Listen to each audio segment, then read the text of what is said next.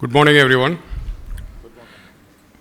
It's been a very pleasant morning here in God's own country, and I'm really pleased to be with such a wonderful gathering of Kerala printers. Respected President Mr. Louis Francis, Mr. Raju, my good friend, Chairman Print and Beyond, Mr. Venugopal, General Secretary of KMPA, and of course Mr. Narendra, one of the greatest persons print industry has produced in India. Mr.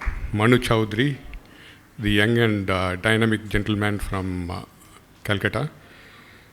Then of course we dearly miss our good friend, well-wisher, Dr. Rajendra Kumar, and Mr. Vaidi of Subha Solutions. And finally, one person, if somebody has to recognize and point at for solely promoting print in India, just one person I can think of. I've been in this industry for 32 years. Nobody has done so much for print industry like our friend Mr. Ramu Ramanathan. He has done extremely great service to print industry like no one. I don't know, probably till I met Ramu, even before that we were doing good business as a printer, everything. But we had really little self-respect as a printer. Because wherever you go and say, I'm a printer, people just say, oh, printer, that's all. But the efforts of Ramu and Print Week has changed that. The kind of awards that they give, the kind of promotion they give to printer, the encouragement that they give, phenomenal. Thank you, Ramu sir, for what you're doing for print industry. So, now coming here to the topic, print and beyond. It's a very interesting topic, and like everything else, everyone wants to know about what's going to happen in the future, right? And future, in its own way, will always remain a mystery. We can make our plans, we can do what we want, but future will always be a mystery.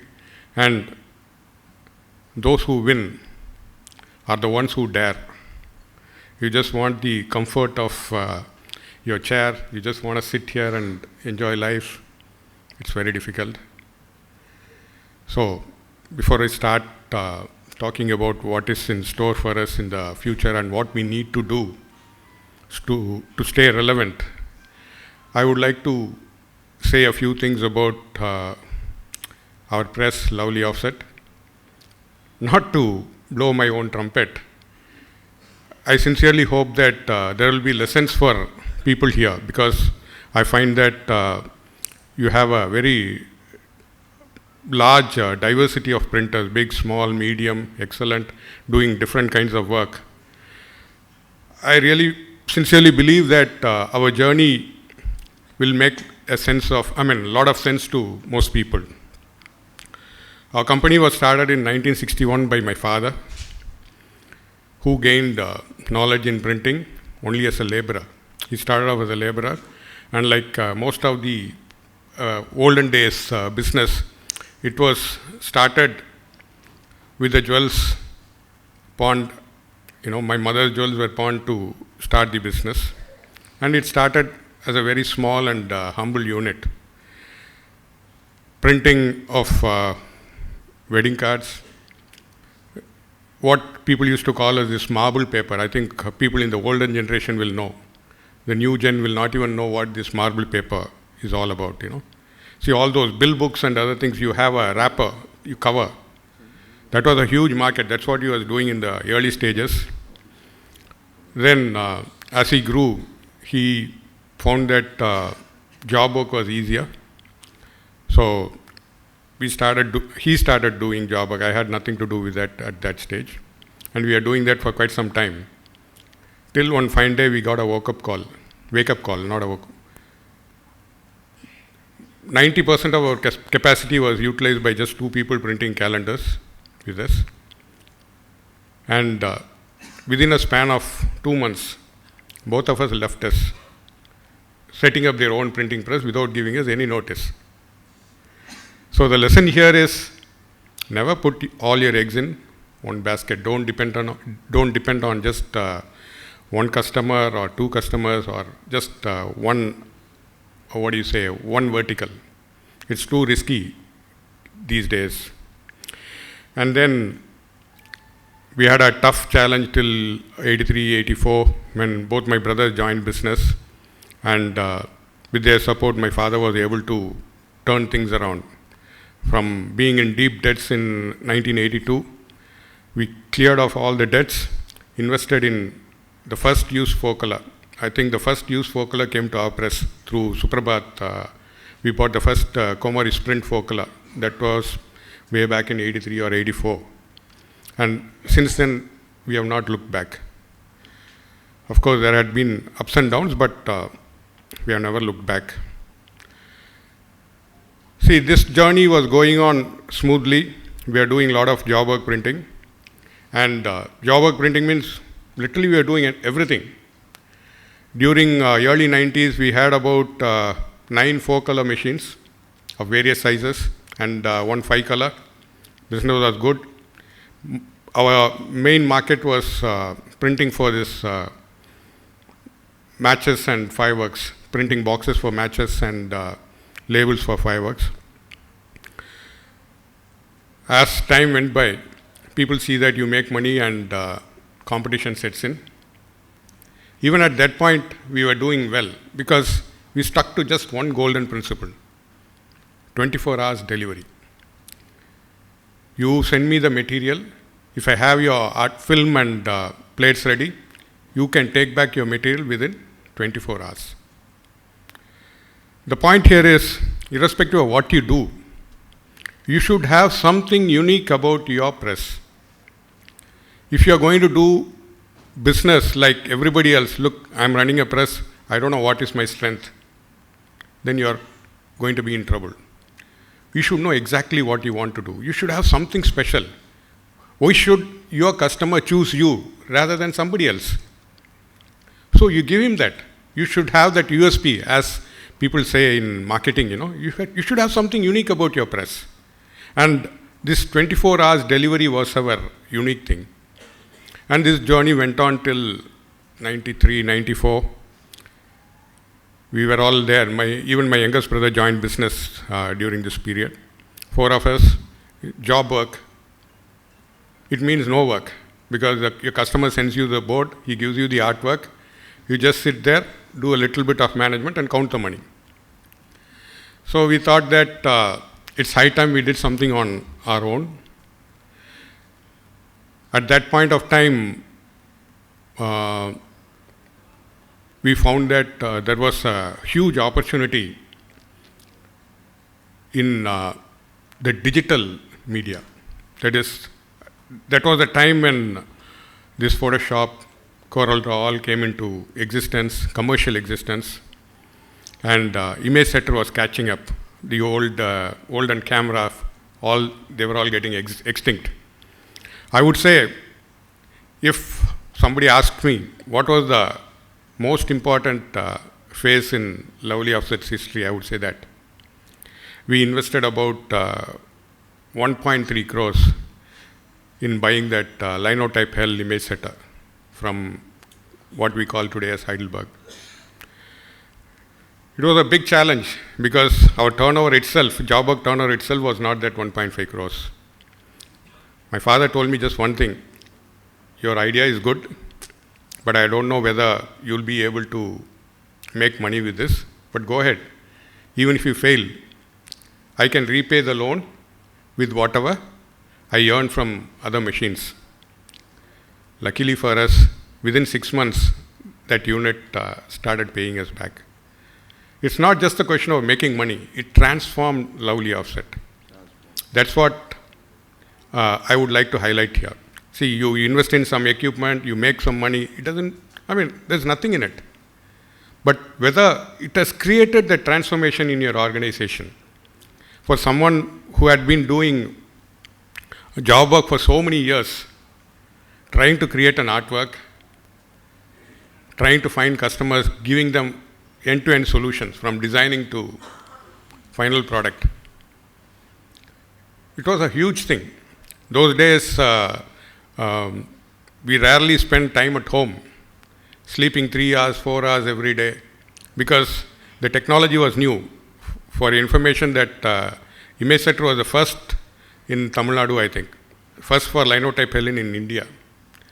So the engineers, they were struggling with the equipment, and we were struggling with training our people. I used to sit and work in Photoshop, train people, because there was nobody to train. You have to read the manuals, you have to do trials, then teach the people. And top of that, you do everything and you send it to the image setter, it will just put that bad smile. It will not, the film will not get processed. Or it will waste loads of film. You put one cartridge of film, next day morning there won't be any film, all gone for waste. We went through that process. And today, I would say that was one single decisive moment for us to invest in that image setter. And that was way back in 1995.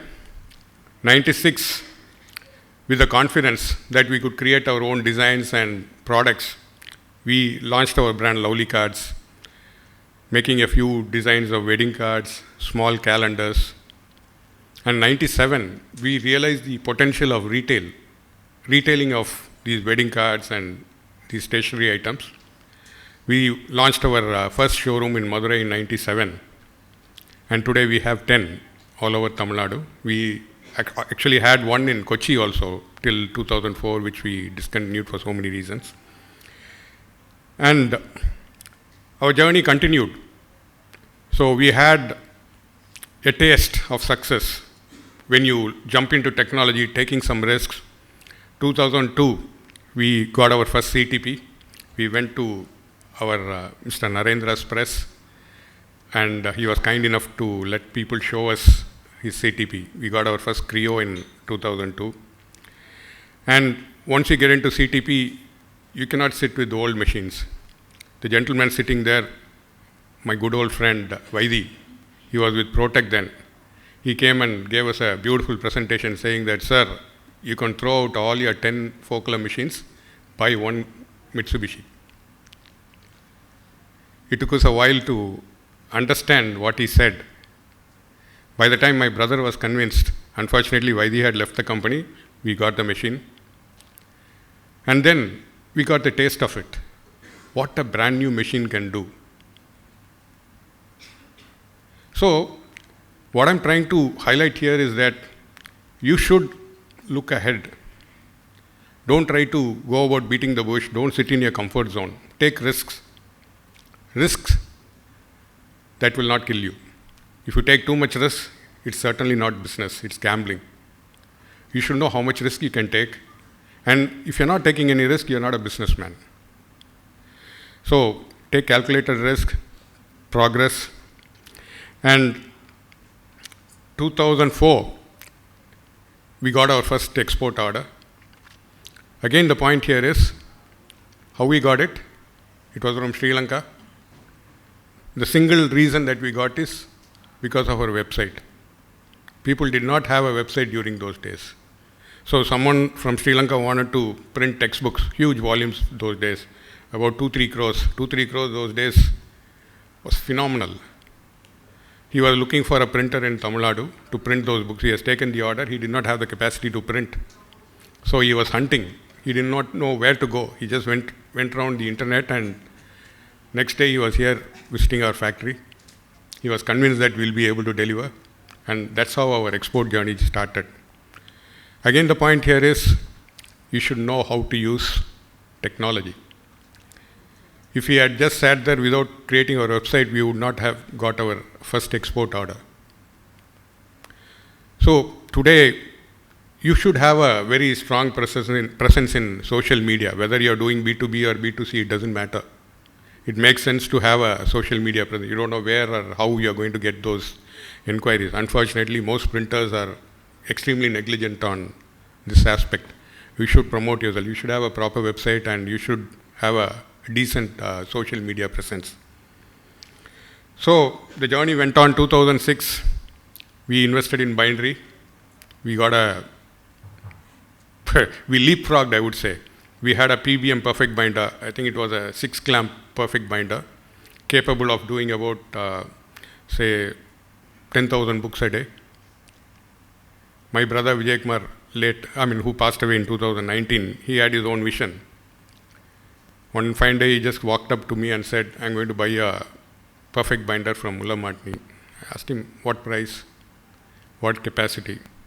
No, that machine can do about 100,000 books a day. 4-5 crores will be the price. I said, are you mad?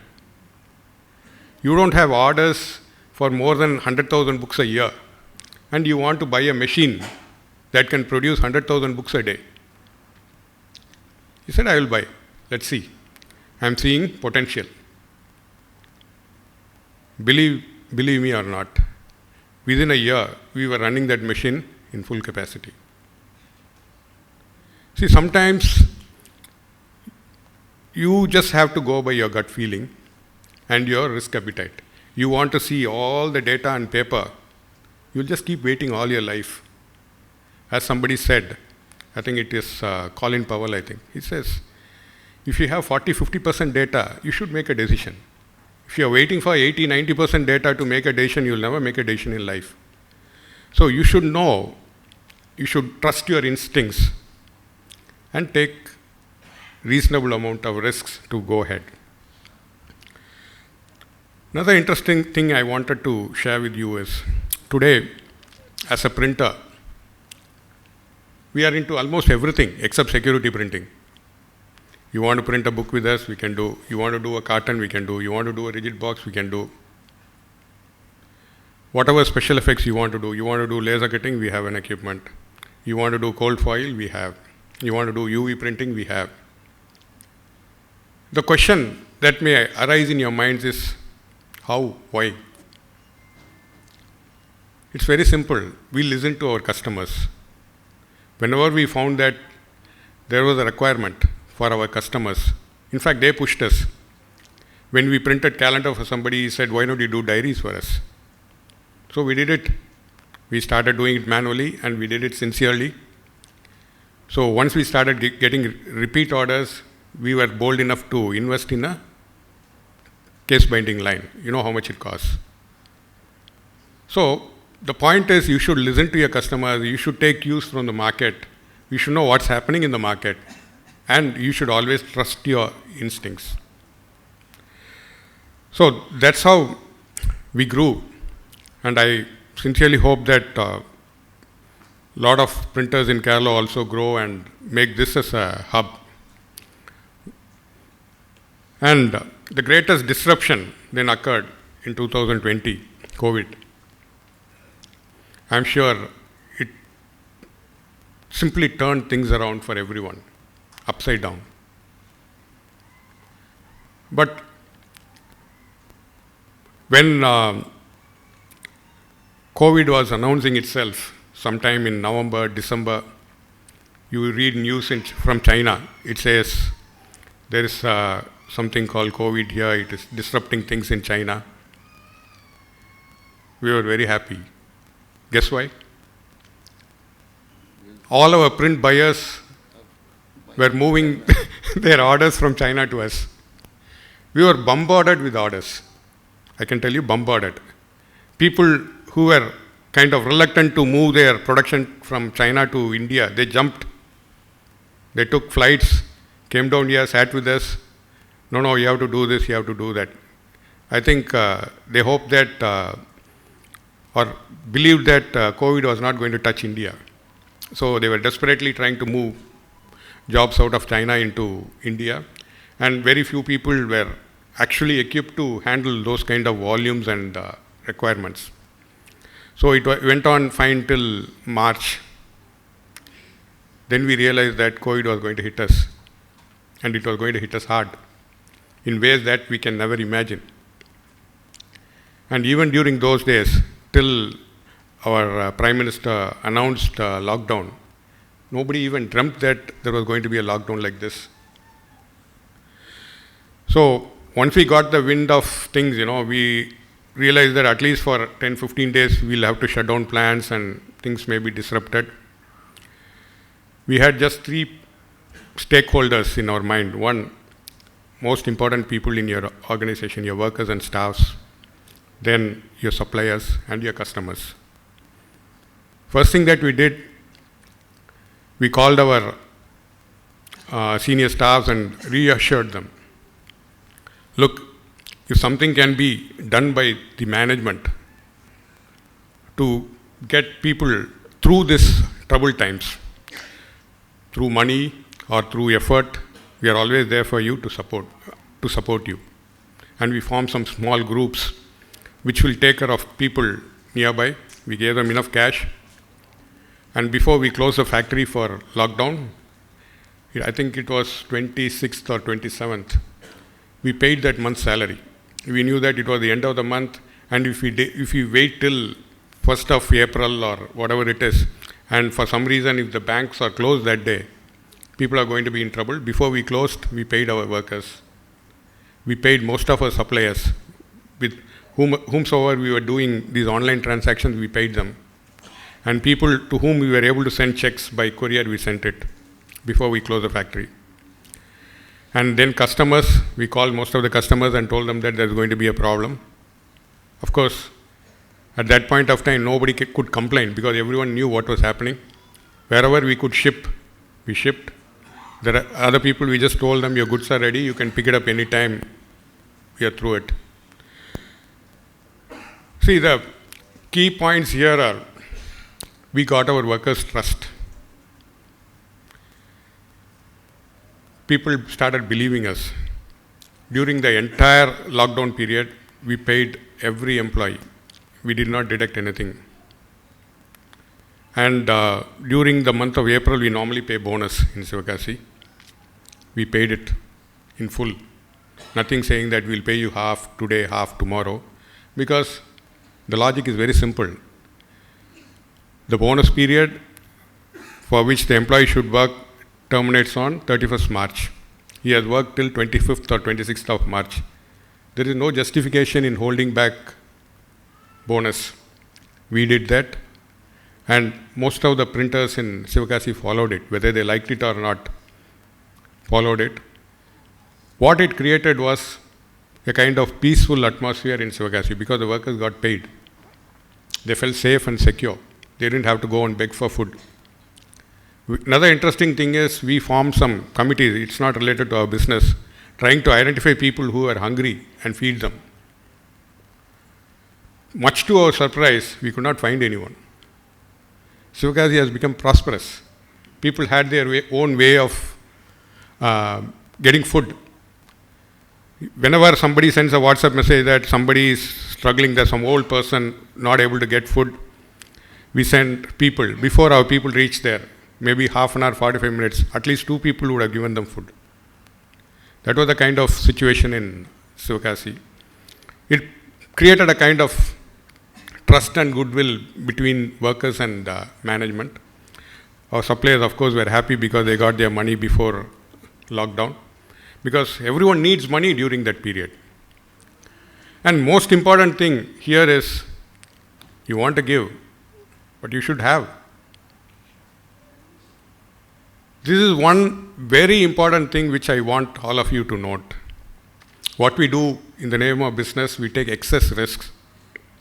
We don't create a reserve for the rainy day. We think that, okay, tomorrow will be fine. Somehow we'll manage. I don't believe in that. You should always have a reasonable amount of reserve at any point of time, because you'll always have problems. And like people say, the new normal is, there will never be a normal life again. Take my word, there is never going to be a normal life like what we used to see during the pre-COVID days. We are not going to see it again. Things are going to be pretty different. So, those who are going to make it are the ones who will understand and adapt themselves. You just cannot sit and say, we've been doing this for 20 years, 30 years, we'll continue to do that. No, please don't do that. Look at new opportunities, take risks, understand what you do, and then you'll be ready to move ahead. And during COVID, with all these things, the most important challenge was cancellation of orders. With these Western buyers, they are very good friends during summertime. When the winter comes, you don't know where they disappear. You simply get mails. You will have an order for about 500,000 pieces. You would have completed 200, 300,000 pieces and it will be in stock. You just get one mail. Either the shipment is postponed or sorry. Due to the situations, we will not be able to lift the goods. You'll have to do something else. It was a huge challenge. When we closed the factory, the work in progress and the finished goods stock in the factory, we had something close to 100 containers. Such was the challenge. But the good thing is, we strongly believe that if we stayed alive after the pandemic, we'll manage. If we don't stay alive, who cares? So, God has been very kind to us. We survived. And I can tell you, still we are left with so many containers of goods due to delayed supplies. And of course, the disruption caused by this China lockdown, container shortages. Things are not normal. And as I said, it is not going to be normal. So many things have changed. So many things have changed. So you better be prepared to face anything. Don't try to stay within your comfort zone and think that everything is going to be fine. It's not going to be fine. At least for the next few years. Then you'll get used to it. It's not going to be fine. You'll get used to it. That's all. So, now coming to the challenges faced by our industry post-COVID, most important thing is prices of equipment have gone up considerably. You cannot blame anyone. Everywhere, everything has shot up. So, increased prices means you are increasing your risks and your ROI is going to take a beating. You'll have to wait for a longer period of time to get back your money. That is, if you get back your money. That's going to be a huge challenge for printers. And then, of course, erratic raw material prices. In a way, I would say when the prices were going up, we were all happy. Though it was painful. You knew that anyway it's going to be higher tomorrow. You buy 100 tons of more material and keep in stock. You can make some money or save some money, whatever it is. Today it's not like that. Some materials have started coming down. I remember one packaging printer in Sivakasi told me when the prices were going up. He's a struggling printer, upcoming but struggling. He said, his customer called him and said, we are like family, we are like business partners. You should not pass on the price hike to me. You have to give me at least 2-3 months to absorb the cost, price increase. This gentleman believed him, right? And he was supplying at a loss. You know how much loss you will make in packaging for 6 months. Then he realized that he's being taken for a ride. By the time, there was a big hole in his balance sheet. Okay? Then now, once the paper prices started coming down, he was still working with that customer. Some via media arrangement was made, he was working. So when the prices started coming down, next day the customer comes up with a circular and says, the prices have started coming down, you should reduce your price. I just asked him, he said he was your family, your business partner, why is he asking for a price drop now? See, that's how customers are. Especially with professionals sitting in purchase, they are not going to show any mercy to you. So better learn how to handle it. Relationships, everything is fine. But today, every man has his target. Whether he's an equipment seller, whether he's a purchase manager, or whether he's a buyer, print buyer. They all have targets, professionals. They care a damn about you. He's only worried about his targets, his bonuses. You should know what you're doing. So when somebody says, we are like family, we are like friends, we are this, that, fine. But please give me my money, give me my profit. Don't do without profit. It will not be before too long you regret those decisions. It's okay, you can bear a little bit this way, that way. But when the price of raw material goes up by 5%, 10%, I don't think anybody can survive without passing on the price increase. Then of course, competition. I don't have to tell anyone about competitions who's sitting here, because printers means competition, fighting, backbiting. So competition is going to get fiercer. Competition not just for the market, for manpower too. You spend a lot of time, energy and money training people, and somebody just lifts that fellow off. Today, we were very happy during COVID period because people were not flying to Dubai and other places. Now everything has opened up. So again, people come and tell us, sir, I got an offer from so-and-so company in this country. Please, I'm getting relieved within 15 days. Not even 1 month or 2 months, within 15 days. Or some people are even better. They won't even tell you. They'll just disappear. So this is going to be another challenge in the coming days. And of course, finally, profitability. Unfortunately, for the Indian mindset, when somebody says profit, it's become a dirty word. When somebody says, I'm making good profit, people look at him as a villain. That fellow is unethical, he's making so much money. Sir, nobody is going to come to your help when you're down. So we should focus on profitability. There's another madness that is started happening in our industry also. People started talking about top lines. I'm doing so much. What is your bottom line? End of the day, what are you taking for your company, for your family? If you don't look at your bottom line, whatever towers you build will collapse just like that, like a pack of cards. Honestly, when I see the balance sheet of some very big printers, I ask them, why should they slog like this for making so much money? Why do you want to risk so many 100 crores just to make a few crores? There are so many better ways to do that. As small and medium printers, my humble request is, please focus on profitability. If you're not making profits, chances of surviving during these days, tough days, it's pretty difficult, sir. And now coming to scope of printing industry. I was tempted to do my groundwork on scope of printing industry. I decided against it for two simple reasons.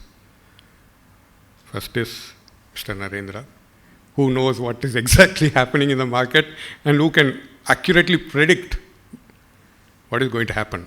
So, people say in Tamil, thalai irukkumbodhu vaal aadakudadunu. So, when an expert is there, might as well keep quiet and let him say what he said. I fully agree with whatever presentation Mr. Narendra had made. He has made an excellent presentation, forecasting and predicting what would be the future. And then, of course, our friend Ramu is here. He has industry data better than anybody else. And he talks to everyone. He knows the trend better. So people like them will do a better job. But from my point of view, I would like to say just a few words. People talk about print packaging. Packaging is emerging like this, growing like this. That person is doing so much turnover. He is doing so much turnover. The question that you should ask yourself is, if you enter packaging, will you be able to make money? I don't know how many printers here are doing mono cartons here. I'm sure everyone who is doing it will know how pathetic the margins are. See, every business, every vertical in printing industry has its own pluses and minuses. Before you enter into something, you should clearly understand whether it synchronizes with your mindset. You should not do anything which doesn't come natural to you. You do that, most of the time it will be painful and you're not going to enjoy it, and most likely you will lose. So go with what you can do. If you want to do packaging, you want to do serious packaging, my view, first thing is you should have a quality mindset. If you're not very sure that you're going to deliver good quality, please no. Second thing is you should adhere to delivery schedules. Unfortunately, in our printing industry, delivery is chalta hai. We can manage. It will not work if you want to do serious packaging. And if you want to do serious packaging, the cost of investment, please do your return on investment calculation wisely. When somebody makes a presentation, they'll say that with 80% capacity you'll do this, 70% capacity you'll do this, blah, blah, blah. Please apply your mind whether you'll be able to run the press with 70-80% capacity. Unfortunately, most people don't apply their mind when they see such presentations. I come across so many people, bankers and suppliers, they simply give you some wild figures. You invest 15-20 crores, within 3 years, 4 years, you will get back your money. How will you get back? Where is the market? You want to do corrugation packing, sitting here in Kochi, you want to supply to someone in Bangalore. Don't you think it's ridiculous? Because the freight will kill you. So before you choose which path you want to take, please understand thoroughly whether you have a scope of doing it properly or not, whether it synchronizes with your mindset. If you think that you cannot do good quality job, select a market, select a product or whatever it is, which will go with that. There is nothing wrong in doing average quality jobs. We were doing average quality jobs for almost 30-40 years. It's not that we jumped straight out of the sky. And I can still tell you there is enough money to be made by doing average quality printing. You don't have to have all high-tech printing equipments or finishing equipment. There's a good demand for average quality stuff. Provided you do it properly, sincerely, you should know how to make money in that without cutting corners. And of course, if you don't have the passion for print, it's very difficult. If you think that it is just a way of making money, it's difficult. Being passionate about what you do will take you to great heights, whether it is printing or anything. And in our industry, where you need that little bit of artistic touch and technical excellence, without having passion, it's very difficult to progress. The greatest opportunity, in my view, is China plus one. I can go on talking for hours together on just this topic. But friends, please remember, exports is a huge market. Huge. Something that you cannot imagine of. Like Mr. Narendra said, even if we take 10-20% of business from China, all the big printers or all the big and medium printers in India will get drowned with the orders. So there's enough for everyone. It's not that I'll go and corner everything or somebody else can corner. There is enough for everyone. But the caveat here is, the catch here is, you need some scale. You need some discipline. You need to upgrade yourself. But I think this is the time to do it. India's story, everyone is believing, and it is going to be there. India as a country is going to develop. So, domestic per capita consumption, domestic requirement, it is going to shoot up. 100%, there is no doubt at all. Irrespective of what happens in the rest of the world, India is going to grow, without any doubt. But if you are able to catch hold of the export market and have a percentage of domestic sales, nothing like that. So even if you don't have a base now, I think it's the right time to create a base for yourself. Think big, and the opportunities are there.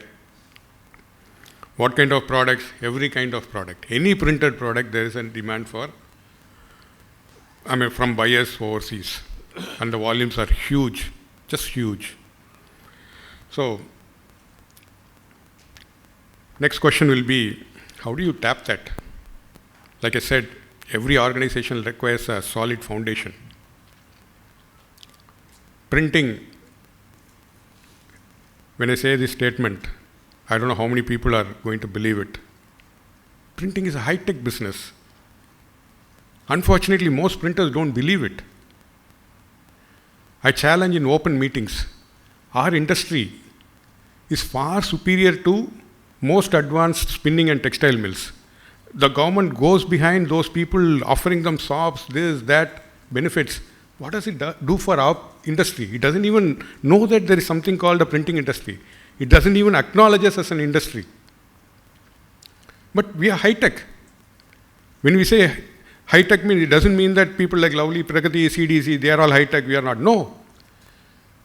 An ordinary 2000 model 4-color is far superior to a very high-tech spinning mill machine. It's far, far ahead. Why are we not believing it? So, the point here is, if you want to get into this high-tech stuff and other things, you have to create a very solid foundation, for which you should change your mindset first. Unless the mindset changes, nothing is going to change. Change your mindset. Believe that we are all high-tech people and we should run our business that way. For that, I would like to say a small thing about what we did during probably 2002 or 2003, when this ISO boom was catching up. We caught hold of one consultant, told him just one thing, just one line. I don't care whether you give us the certification or not, you give us the procedures. Come and audit our procedures, say that we are doing it right. It has taken us 20 years plus to be where we are now. We definitely have ISO certified procedures. We follow that religiously. I cannot lift the phone and tell a supplier, please send me 1 truckload of so-and-so paper. He'll say, get lost, send a mail. Small things. You don't walk into the shop floor and say, no, you don't, you stop this job and run this job. You should have systems. You may ask, I have hardly 20-30 people working in my press, what will I do? This is the right time to start. Even if you have 10 people, that does not give you an excuse not to have systems. Have systems in place. If you want to exploit the opportunities that are coming in the next few years, for so many years, you should get prepared now. I would say the first thing that you need is proper systems. Invest in that. Invest time, money, energy in that. You will never regret it. Initially, there will be a lot of hiccups because it's very easy to lift a phone and place an order rather than typing out a purchase order, making a goods receipt. But you'll realize that over a period of time, how much it simplifies and eases your operations. Then next is neglected, much neglected, is the concept of total quality management, TQM. We started this journey probably around 2019 December or something. It's a continuous journey. At least you'll have to work for 10 years to reach where you have to be. By then probably somebody will set the bar higher, we don't know. But you should start. You may say, what is 5 years, what is TQM? I can vouch for it, sir. Whatever money that you spend on that, whatever efforts you put on that, it will pay you back within a year, no matter how much you spend. We should invest in this. I think these are the areas where Indian printing industry is lacking. We should have proper systems. We should follow international best practices. Unfortunately, we have very few or no consultant who can consult you on 5 years TQM for printing industry. So you have to get somebody from some other vertical and work with him. but the journey is interesting and rewarding. I cannot say much more about it because it's a difficult journey, but worthwhile. I think everybody should do it. Then certifications. ISO, FSC, SEDEX, so many certifications. If you want to do exports, you cannot move 1 inch without getting the certifications. Certifications means it's not just on paper, in spirit. It makes a lot of difference. So be aware, these are the things that are happening in the industry. Unless you gear yourself for these kind of, equip yourself with these kind of tools, you're not going to get far. Then another important thing which you should look at is ERPs. We should forget Excel and other tools. We should look at serious ERPs. If you're a slightly medium-sized printer or a good software, if you're a small printer, without an ERP or a good software to manage your business, I would say you lose out on profits. If you ask me, how will a ERP software make profit for us? It will. It simply will. That fellow is asking me 3 lakhs for the software, 4 lakhs for the software. You are buying a car for 10 lakhs, 15 lakhs. Why don't you buy a software which will drive your company? 3, 4 lakhs is nothing. You will get the money in no time. Somehow the awareness is very poor among printers in these aspects. People still think that software means it should come free of cost, pirated or adjusted. We should come out of that mindset. We should invest in that. The saddest part is India, with people say 250,000 printers, doesn't have proper packages for printing industry. There are few people who are trying hard, but they find it very difficult to make ends meet. Shocking. With such a huge market, these fellows are not able to market their product because nobody wants to buy. I'm telling you, it's suicidal. If you are running a business, 10 crores, 15 crores, and you don't have a proper ERP to support you, you're going to be in serious trouble sometime. So I think as an industry, we should come together and set some standards and develop some ERP software, industry standard, Indian standards. Then finally, this concept of scientific costing. I'm sure most people will know about this scientific costing. My humble request is, use that to understand your costs, but not to quote based on that. That is absolutely nonsense. I met one young print owner, that was about 3-4 years ago. He had just finished college from some prestigious institution. He was enthusiastically showing his workings. So, uncle, I have studied this process. I have broken it down. Now I can be very competitive. My cost per hour for this machine is only so much. I can simply blast away competition. I said, you're not going to blast your competition. You're going to blast your press. You have done a good job. You analyze the cost. Just make sure that this cost doesn't increase. That keep it in the background. But don't mix it up with the price that you give to your customer.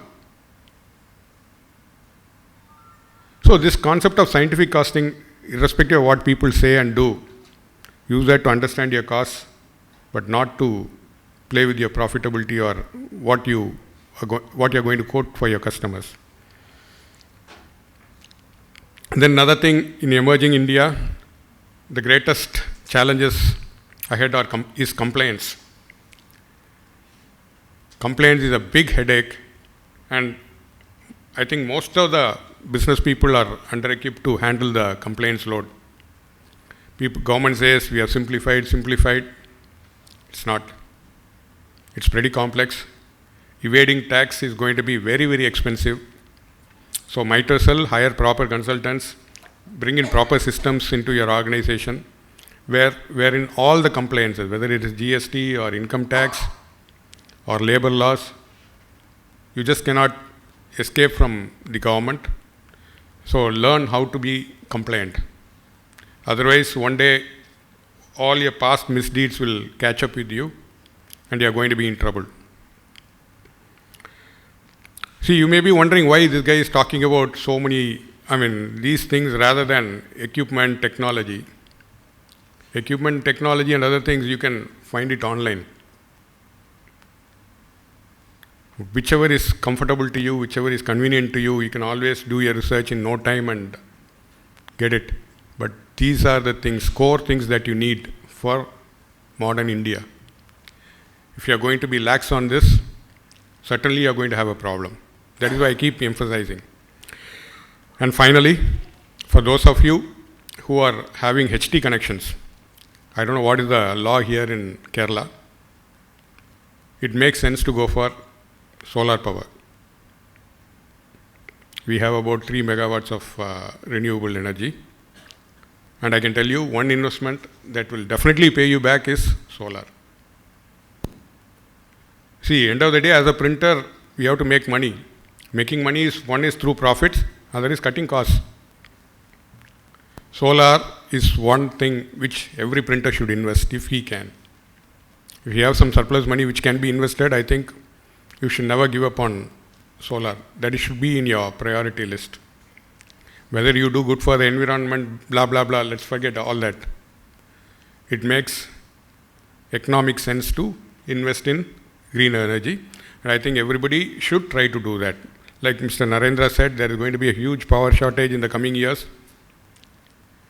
Let's not turn a blind eye to it. Let's be prepared by investing in green energy, at least some part, the cost, the requirement, you'll be able to manage. And finally, as print industry, as everybody said, we don't exist in front of the government. Look at the paper manufacturers, see their lobbying power. You cannot import 1 ton of paper without the paper mills knowing about it. I'm sure you know the rule.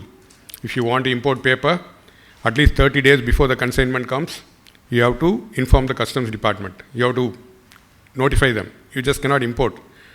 It's a kind of old license days. Most of the youngsters here will not know what those license days are. If somebody is going to import 10,000 tons of some material, the paper mills will know the price, they'll slash it. If nobody is importing, they'll jack it. How they are able to do it? Lobbying. Unfortunately, as an industry, we don't exist to the government, and we don't put an effort to make sure that the government knows that we exist. I think, in my view, first of all, we should fight and get industry status for our printing business.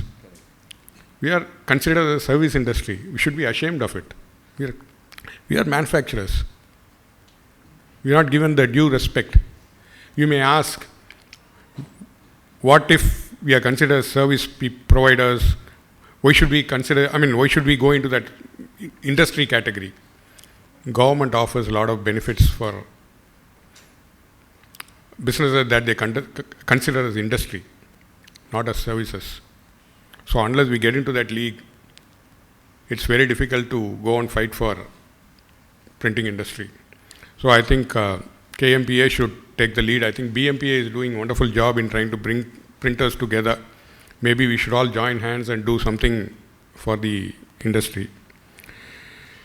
So now I think I have come to the end of the lecture. Thank you for being very patient. And before I wind up, I just wanted to say just one word. It's got nothing to do with printing. It's got to do about the environment, something that we've been abusing for so many decades. Man has become too arrogant. He thinks that the whole universe was made just for his enjoyment. Sadly, no. Probably that's what dinosaurs thought 2 million years ago, till they became extinct. I can assure you, the way that human race is progressing, we are heading into extinction. Nothing will happen to Earth. Don't think that by having this eco-friendly or environment-friendly activities, you're doing a favor for Earth. You're only doing a favor for yourself and the generations to come. It's no longer an option. I want each and every one of you to be aware first. Awareness comes first, then action. That we need to do something together to make this planet a better place for humans to live. If we think that only humans should live here, I can assure you, humans will be the first one out. So please be environmentally responsible and take good care of our Mother Earth. Thank you very much for providing me this opportunity.